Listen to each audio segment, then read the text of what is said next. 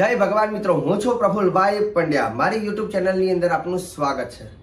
અત્યારે મિત્રો ખાસ કરીને દરેક લોકોના મનમાં એક પ્રશ્ન આવે છે કે આ યોગીની એકાદશી 10મી તારીખે કરવી કે 11મી તારીખે કરવી?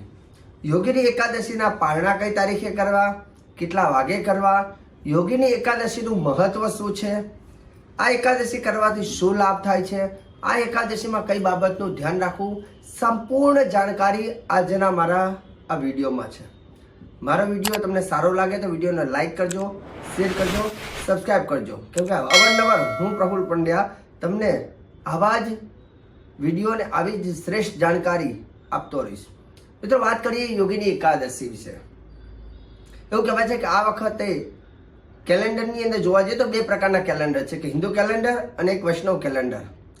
હિન્દુ કેલેન્ડરની અંદર જોવા જઈએ તો 10મી તારીખે એકાદશી, 10 જુલાઈએ એકાદશીનું એની અંદર લખેલું છે, પણ આપણે કરવાની કઈ છે એના વિશેની આપણે પહેલી ચર્ચા છે। હિન્દુ કેલેન્ડરમાં 10 જુલાઈ એકાદશી લખી છે અને વૈષ્ણવ કેલેન્ડરની અંદર 11મી તારીખે એકાદશી યોગીની કરવાનું લખેલું છે। હવે રહી વાત કે એકાદશીની શરૂઆત જોઈએ છીએ તો 10 જુલાઈએ સવારે 8:17 એકાદશી પ્રારંભ થઈ જાય છે, પણ પ્રશ્ન એ છે કે ભાગવત કઈ એકાદશીને મહત્વ આપે છે? 10 જુલાઈ એકાદશી છે, એમાં 10મી યુક્ત એકાદશી છે અને 11મી તારીખે એકાદશી યુક્ત દ્વાદશી છે। તો હંમેશા એવું કહેવાય છે કે 10મી યુક્ત એકાદશી કરતા જે 11મી તારીખે 11 જુલાઈની જે છે એ એકાદશી યુક્ત દ્વાદશી 11 ઉપર જે બારસ જ્યાં લાગતી હોય એ એકાદશીને ભાગવતમાં શુભ ગણવામાં આવે છે। એ એકાદશી એવું કહેવાય છે કે શ્રેષ્ઠ પરિણામ આપે છે, જેથી આ વખતે યોગીની એકાદશી વૈષ્ણવ કેલેન્ડર પ્રમાણે 11 જુલાઈએ કરવાની રહેશે, કેમ કે દ્વાદશી યુક્તા છે અને દ્વાદશી તુલસીજીનું પ્રાગટ્ય દિવસ ગણવામાં આવે છે। તો દ્વાદશી વાળી જે ટચ થતી હોય એકાદશીને જ આપણે શુભ ગણીએ છીએ અને એકાદશી કરવાનો વિશેષ મહિમા રહેલો છે। હવે રહી વાત, જો તમે 11મી તારીખે એકાદશી કરો છો તો 12મી તારીખે તમારે એના પારણા કરવા પડે છે, કેમ કે પારણા જ્યાં સુધી ન થાય ત્યાં સુધી એકાદશીનું ફળ આપણને મળતું નથી। તો 12મી તારીખે તમારે જે પારણા કરવાના છે એનો સમય છે સવારના 6:09 થી માંડી અને સવારના 10:38 જે સમય છે, સવારના 6:09 થી માંડી અને સવારના 10:38 સમય જે છે એ પારણાનો શુભ સમય છે। પારણા તમે જ્યારે કરો છો ત્યારે એ વખતે સ્નાન કરી, ભાગ્યમાં તિલક કરી, ભગવાનના મંદિરમાં દીવો કરી અને ભગવાનને પ્રસાદ જમાડી અને પછી તમે પારણા સંપન્ન કરી શકો। શક્ય હોય તો દ્વાદશીએ બ્રાહ્મણને ભોજન કરાવવું, જેથી આ એકાદશીનું તમને પુણ્ય પ્રાપ્ત થાય છે। એકાદશીની કથા જે છે એના વિશે પણ આપણે ચર્ચા કરીએ।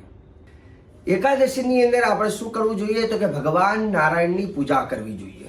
એકાદશીના દિવસે સવારે વહેલા ઉઠી સ્નાન કરી, પવિત્ર વસ્ત્ર ધારણ કરી, ઉપવાસ કરી, અન્નનો ત્યાગ કરી નારાયણની પૂજા કરવી જોઈએ। શક્ય હોય તો ભગવાનને પંચામૃતથી સ્નાન કરાવવા અને તુલસીના પાન ભગવાનને અર્પણ કરવા, વિષ્ણુ સહસ્ત્રનો પાઠ કરવો એ વિશેષ પરિણામ આપે છે।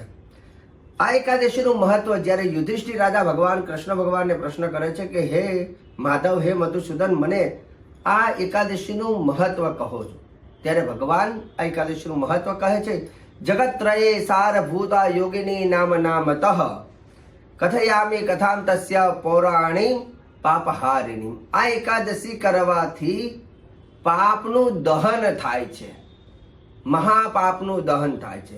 સાથે સાથે આ એકાદશી કરવાથી સંસારના સમસ્ત દુઃખોમાંથી મુક્તિ મળે છે। આ એકાદશી કરવાથી એવું કહેવાય છે કે ચર્મ રોગમાંથી પણ મુક્તિ મળે છે। સાથે સાથે એવું કહેવાય છે કે આ એકાદશીની કથા પણ જાણી લઈએ કે ભગવાન શિવજીનો પરમ ભક્ત કુબેરજી જે પોતે શિવજીની પૂજા કરતા હોય છે અને એવામાં એમને પુષ્પની જરૂર પડે છે અને પોતાનો એક સેવકને પુષ્પ લેવા માટે મોકલે છે। એ સેવક જે છે જેનું નામ હતું હેમમાલી એ પુષ્પ લેવા જાય છે।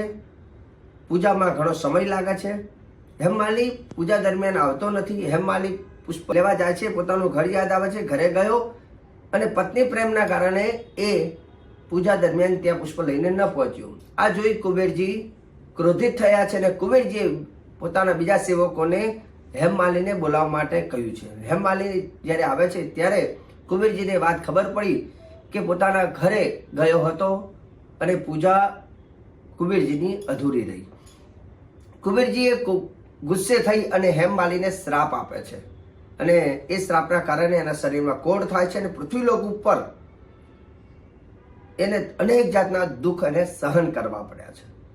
અને અનેક દુઃખોને સહન કર્યા બાદ એવું કહેવાય છે હેમમાલીને માર્કંડેય મુનિ એને મળે છે અને માર્કંડેય મુનિને કહે છે કે મને અમારો જે શ્રાપ લાગ્યો છે એમાંથી મને મુક્તિ માટે કંઈક ઉપાય કહો.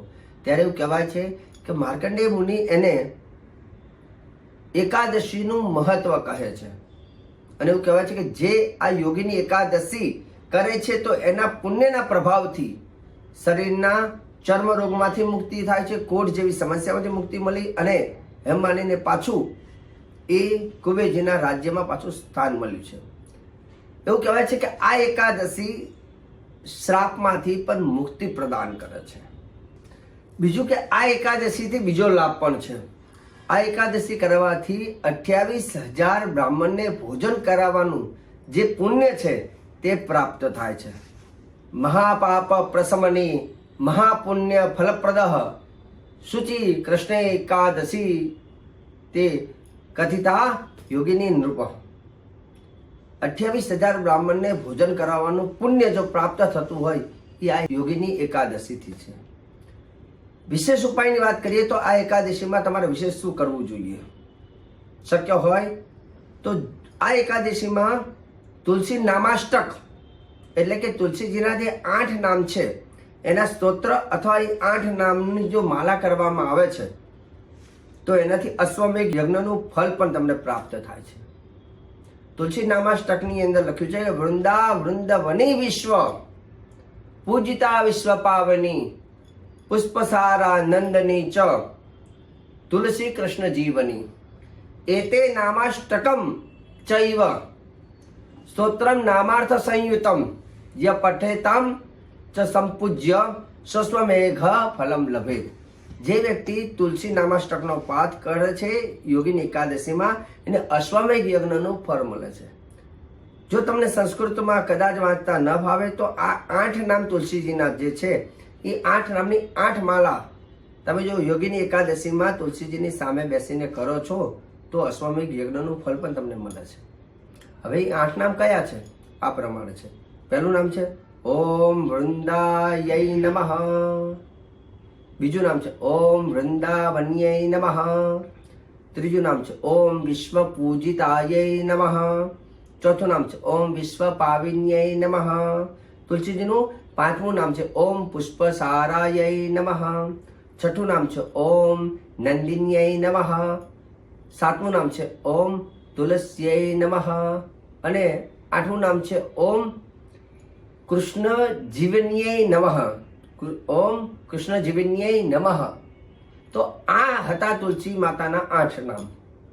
8 નામની 8 માળા કરો છો તો પણ તમને આનું ફળ પ્રાપ્ત થાય છે.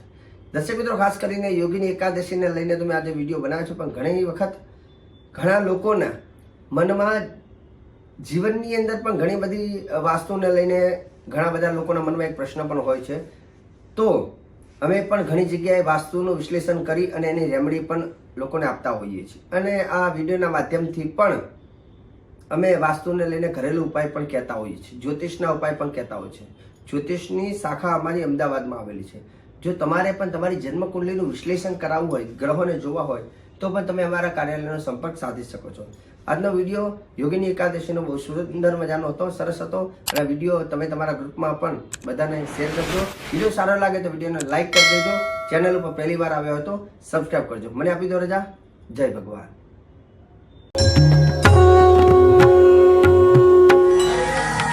જય ભગવાન.